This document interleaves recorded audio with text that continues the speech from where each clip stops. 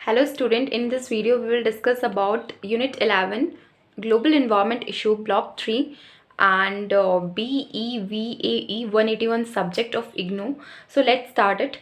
Our question number first is factor which influences the climate. ऐसे कौन से factor है जो क्लाइमेट को चेंज करते हैं? सो हमारा पहला ऑप्शन है टेम्परेचर, सेकेंड ऑप्शन है एटमॉस्फेयर एंड थर्ड ऑप्शन है प्रेसिपिटेशन एंड फोर्थ ऑप्शन है both A and C. So temperature and precipitations are the two factor.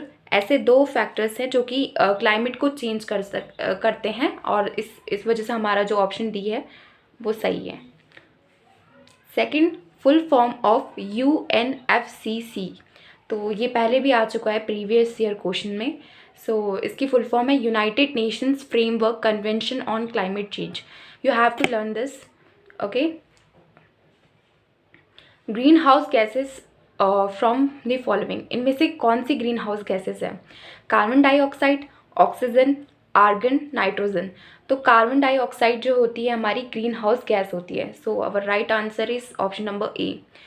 अब नोट की बात करने की ये है कि जो carbon dioxide, methane, ozone, chlorofluorocarbon, CFC जिसे हम बोलते हैं, and water vapours green house gases होती है. सारी की सारी हमारी क्या होती है? ग्रीन हाउस गैसेज होती हैं.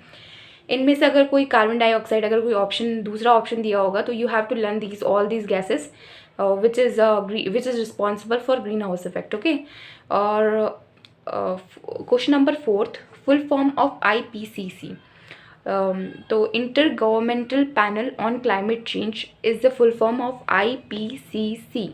You have to learn this full form. Okay. Okay. In which zone of atmosphere O3 ozone layer is present. तो ऐसी कौन सी जोन है एटमॉस्फेयर की? सबसे पहले जो एटमॉस्फेयर है वो 3 जोन में डिवाइडेड है. एक स्ट्रेटोस्फेयर होता है, दूसरा मेसोस्फेयर होता है और तीसरा जो होता है वो आपका ट्रोपोस्फेयर है. ये सीरियल नंबर के अकॉर्डिंग मैं नहीं बोल रही हूँ, बट 3 जोन में डिवाइडेड है. ओके. तो ऐसी कौन सा जोन है एटमॉस्फेयर का जिसमें ओजोन लेयर प्रेजेंट होती है? तो स्ट्रेटोस्फेयर आपका सही आंसर है. तो option A is your right answer, जिसमें ओजोन लेयर प्रेजेंट होती है. ओके. और जब इस स्ट्रेटोस्फेयर में ओजोन लेयर प्रेजेंट है तो ओजोन लेयर का जो कंसनट्रेशन होगा स्ट्रेटोस्फेयर में वो भी ज़्यादा होगा. तो इस तरीके के क्वेश्चन आ सकते हैं इससे related. The stratosphere extend from. तो स्ट्रेटोस्फेयर जो होती है उसका जो एक्सटेंड यानी कि कितनी वो फैली हुई है, तो that is 15 to 50 kilometre, 25 to 40 kilometre option B, and C 15 to 30 kilometre, and option D is 15 to 60 kilometre. So आपका option A is right, 15 to 50 kilometre. और ये शायद प्रीवियस ईयर क्वेश्चंस में आया हुआ है. So option A is your correct answer.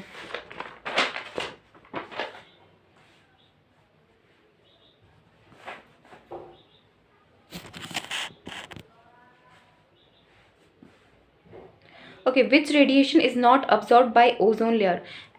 ऐसी कौन सी रेडिएशन है जो ओजोन लेयर अब्जॉर्व नहीं करती है? ऐसी कौन सी अल्ट्रावायलेट रेडिएशंस है?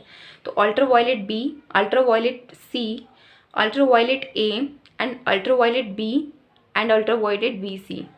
सो जो ओजोन लेयर जो रेडिएशन अब्जॉर्व नहीं करती है वो है आपकी UVA.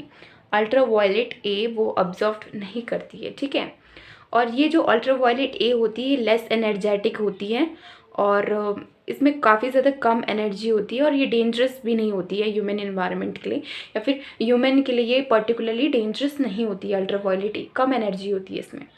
Okay. Which radiation is more energetic and dangerous. तो इनमें से कौन सी जो रेडिएशन है अल्ट्रावायलेट रेडिएशन, कौन सी रेडिएशन सबसे ज़्यादा एनर्जेटिक है और डेंजरस है ह्यूमन एनवायरनमेंट के लिए? Option number A ultraviolet A, option number B ultraviolet D, and option number C ultraviolet VC, and option number D ultraviolet C and ultraviolet B. So आपकी जो दोनों ही ultraviolet C and ultraviolet B ये energetic भी है और dangerous भी है ह्यूमन के लिए. तो ऑप्शन D is your correct answer. Okay. And the concentration of ozone is measured in. अब जो ओजोन का है उसकी यूनिट क्या है? जो क्वांटिटी है ओजोन की हम किस चीज़ से उसे मेजर कर सकते हैं? तो डॉबसन यूनिट DU इसके लिए बनी है. तो you have to learn this. अब Dobson unit DU is equals to वो 8 पार्ट्स पर बिलियन के इक्वल है, 3 पार्ट्स पर बिलियन के इक्वल है, 300 पार्ट्स पर बिलियन के इक्वल है, या फिर 1 पार्ट्स पर बिलियन के इक्वल है। तो option number D is your correct. Okay, who suggested that CFC chlorofluorocarbon is responsible for ozone depletion? कौन से ऐसे साइंटिस्ट थे जिन्होंने सजेस्ट किया था कि ये जो क्लोरोफ्लोरोकार्बन है रिस्पॉन्सिबल है आपका ओजोन डिप्लेशन के लिए? So that is Mario Molina, एनॉक, and option C US F Sherwood, Rowland. So 2 ऐसे साइंटिस्ट थे जिन्होंने ये बोला था कि CFC is responsible for ozone depletion के लिए। तो ऑप्शन नंबर ए वाला जो मारियो मोलिनिया है, and option number C F Sherwood, Rowland, इन दोनों ने ये सजेस्ट किया था। तो ऑप्शन D is your correct answer, both A and C. Okay,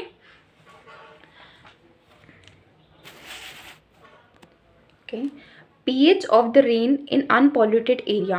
तो जो अनपॉल्यूटेड एरिया होता है उसमें जो रेन का pH लेवल होता है वो क्या होता है? 5.8 option number A, option number B 4, option number C 5.3, and option number D 5.7। So that is your option number D 5.7. Hope this will help you. If you like, this is my first video, so please subscribe and share it. Thank you.